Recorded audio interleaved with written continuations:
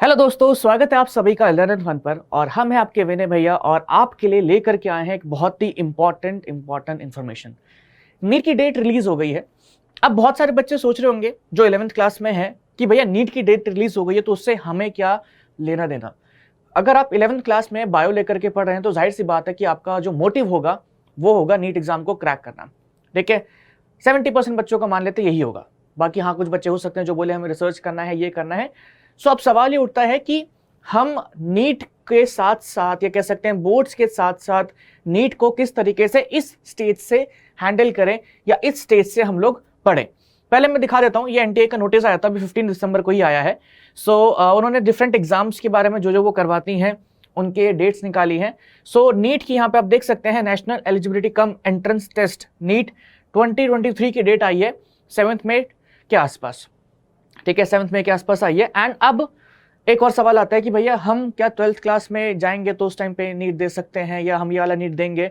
मैं इस वाले नीट देने की बात नहीं कर रहा हूं, मैं आप लोगों को कह रहा हूं कि 12th के बाद अब जैसे आप 11th के बाद आप जब 12th में जाने वाले हैं, अब यहां से अपनी पढ़ाई को किस तरीके से मैनेज करना है, यहां से इस चीज को कैसे कैरी करना है, वहां पे हम लोग डिस्कशन करने वाले हैं। नीट का एग्जाम की अगर मैं बात करूं तो एग्जाम बहुत बहुत बहुत ज्यादा ही आसान है और आसान है। अब आई डोंट नो कि जब मैं ये बात बोलता हूं तो क्यों लोग मतलब या बच्चे जो हैं कुछ थोड़े से परेशान हो जाते हैं कि नहीं आसान नहीं होता है। ठीक है, वहीं पे जब ये कोई और बात बोलेगा कि हाँ भाई आसान है तो उनसे मोटिवेट हो जाते हैं। अगर आप लोगों को ये आसान है वाली चीज़ समझ में आ रही है तो बहुत अच्छी बात है। कोई भी नीट का एग्ज़ाम मुश्किल नहीं है। अगर आप लोग हर एक चीज़ को एक अच्छे तरीके से, एक अच्छे मेथड से करते हैं तो आप एग्ज़ाम आराम से निकाल सकते हैं। यहाँ मैं आप लोगों को बताने आया हूँ कि 11th क्लास के कौन कौन से चैप्टर्स इंपॉर्टेंट है जो आप लोगों को नीट में हेल्प करेंगे, या कौन कौन सी यूनिट ऐसी है जो आप लोगों को नीट में हेल्प करेंगी, और 12th क्लास में आप लोगों को स्पेसिफिकली किन चीज़ों के ऊपर ध्यान देना है। तो मैं आप लोगों को लेकर के आता हूँ एक बारी जो हमारे चैप्टर वेटेज है उसके ऊपर। ओके, चलो ठीक है। यहाँ पे देखो, मैंने आप लोगों के लिए ना बहुत सारे जो चैप्टर्स हैं, जो भी यूनिट्स हैं, उनकी वेटेज वगैरह लगा दी है। अब यहाँ से मैं आपको सिखाना क्या चाहता हूँ, पहले उसके ऊपर हम फोकस करेंगे। डाइवर्सिटी इन लिविंग ऑर्गेनिजम्स जो है, अगर यहाँ पे आप देखेंगे तो उसके 10 क्वेश्चंस आते हैं, इस यूनिट से 10 क्वेश्चंस आते हैं। अब इसमें प्लांट किंगडम भी है, एनिमल किंगडम भी है, लिविंग किंगडम लिविंग वर्ल्ड भी है, बायोलॉजिकल क्लासिफिकेशन भी है। अच्छा, वहीं पर अगर नीचे वाले यूनिट देखोगे, structural organisation, anatomy of flowering plants and morphology और स्ट्रक्चरल ऑर्गेनाइजेशन। यहां से आपको मिलने वाले हैं कितने क्वेश्चंस? 5 क्वेश्चंस। ठीक है, अच्छा अब सेल वाले पे आते हैं तो यहां पे हम लोगों को देखने को मिल रहे हैं 7 क्वेश्चंस।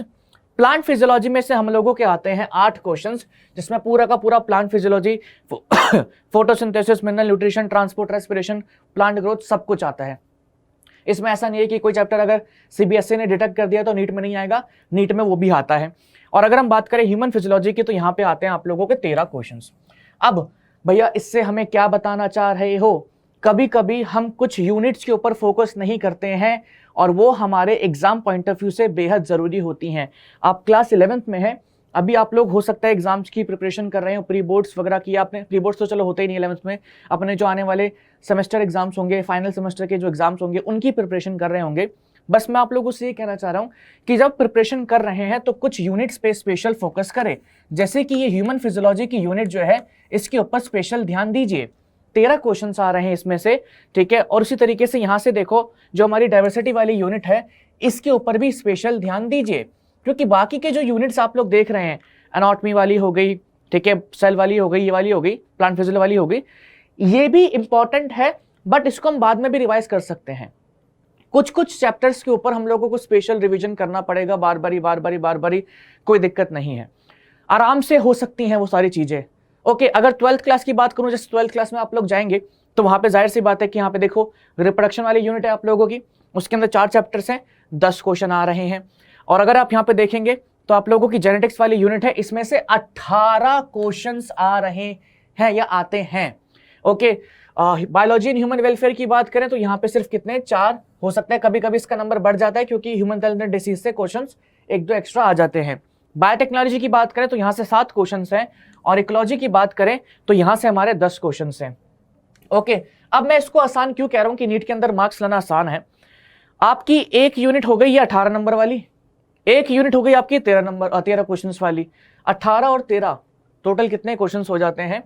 18 और 13, ठीक है, मेरी मैथ्स थोड़ी सी कमजोर है, बट 31 क्वेश्चन से हो गए। 31 इंटू 4, सिर्फ 2 यूनिट से आपके 124 मार्क्स आ रहे हैं। 2 यूनिट पढ़ के बस, ये बहुत बड़ी चीज है, इसको आसान हल्के में मत लेना, ठीक है। हम लोग बायोलॉजी को बहुत ही ज्यादा मुश्किल तरीके से समझने की कोशिश करते हैं। बहुत आसान चीज है, बहुत ज्यादा आसान चीज है। ये जो चैप्टर वेटेज है मैं आप लोगों को जानबूझ के दिखा रहा हूं, ताकि अगर आप 12th क्लास में भी जाएं तो आप लोग इन चीजों का ध्यान रखिए कि भैया अगर मेरे को नीट निकालना है तो मेरे को इन चैप्टर्स के ऊपर स्पेशल फोकस या स्पेशल ध्यान रखना पड़ेगा। हालांकि मैं आप लोगों के लिए एक वन शॉट सीरीज भी स्टार्ट कर रहा हूं। अब आपको बोलेंगे कि भैया क्या वो बोर्ड्स के लिए होगी, क्या वो नीट के लिए होगी? जो वन शॉट्स होंगे उनका कंटेंट ऐसा है ना भाई कि वो आप लोग बोर्ड्स के लिए भी देख सकते हैं और नीट के लिए भी देख सकते हैं। आप लोगों के 3 से 4 घंटे के अंदर या मैक्सिमम 3 घंटे के अंदर एक चैप्टर फिनिश हो जाएगा।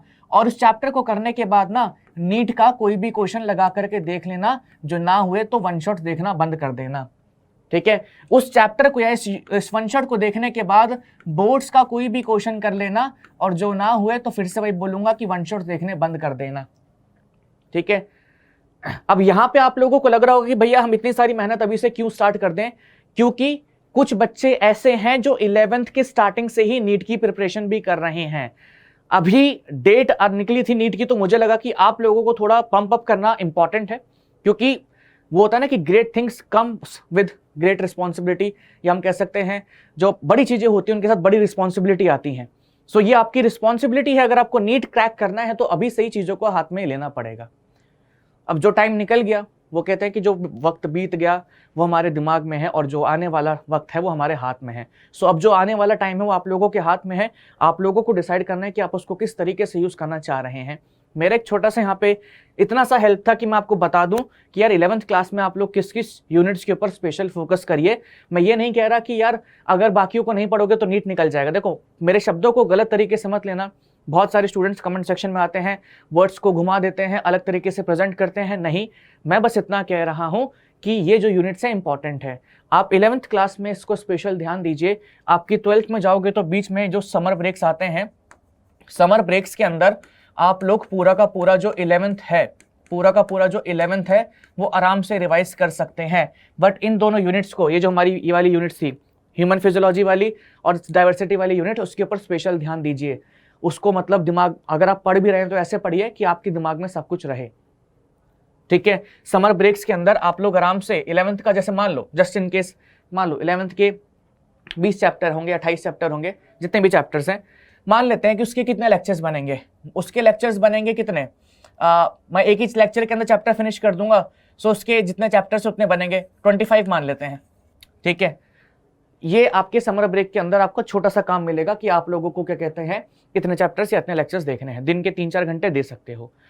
अब से लेकर के, इस पॉइंट से लेकर के 2024 में जो नीट होने वाला है, अब तक का सफर हम अब साथ में ही करने वाले हैं। ये यहाँ पे मैं बताने आया हूँ कि जो लेक्चर्स होंगे, या चाहे बोर्ड्स का भी ले लो, तुम लोगों को कोई दिक्कत होगी नहीं।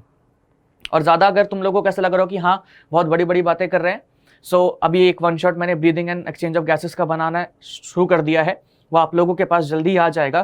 तो आप उसको देखेंगे तो आपको पता लग जाएगा कि किस तरीके का क्वालिटी कंटेंट आपको मिलने वाला है। ना कोई दूसरा लेक्चर देखने की जरूरत है, और उससे अच्छा लेक्चर यूट्यूब पे मिल भी है ना आप लोगों को, तो आप तभी भी वीडियो को मत देखना, स्किप कर देना, मुझे कोई दिक्कत नहीं है, ठीक है। सो 2-4 चीजें मैंने बताई है, किन किन चैप्टर के ऊपर स्पेशल फोकस रखना है। ह्यूमन फिजियोलॉजी आपको मैं पूरी करवा दूंगा आपके एग्जाम से पहले, तो वहां से भी आप रिवाइज कर सकते हैं, ठीक है। बाकी उसके बाद जो पहले के लेक्चर्स है वो भी मैं बनाना साथ साथ शुरू कर दूंगा, ताकि आप समर ब्रेक तक इनको अच्छे तरीके से रिवाइज कर लें। और 12th क्लास में तो हम साथ में हैं ही, ठीक है। सो अपनी प्रिपरेशन अभी से ही स्ट्रॉन्ग कर दीजिए अगर आप लोगों को नीट का एग्जाम निकालना है। बाकी जो 12th क्लास के बच्चे अगर कोई ये वीडियो देख रहे हैं तो उनको सजेशन मिलेगा कि भैया एग्जाम की डेट आ गई है, अभी फॉर्म्स नहीं निकले हैं, ओके। तो अभी फॉर्म्स निकलने में थोड़ा टाइम है, आपके जनवरी तक क्या कहते हैं, या शायद जनवरी फरवरी तक फॉर्म्स आ जाएंगे। सो आप परेशान मत होना कि फॉर्म्स आए हैं नहीं आए हैं एंड ऑल, ठीक है। तो जैन के टाइम पे आई गेस फॉर्म वगैरह निकाल देंगे, तो आप उनको फिल कर सकते हैं, ठीक है। बाकी मिलते हैं आप लोगों से लेक्चर्स में।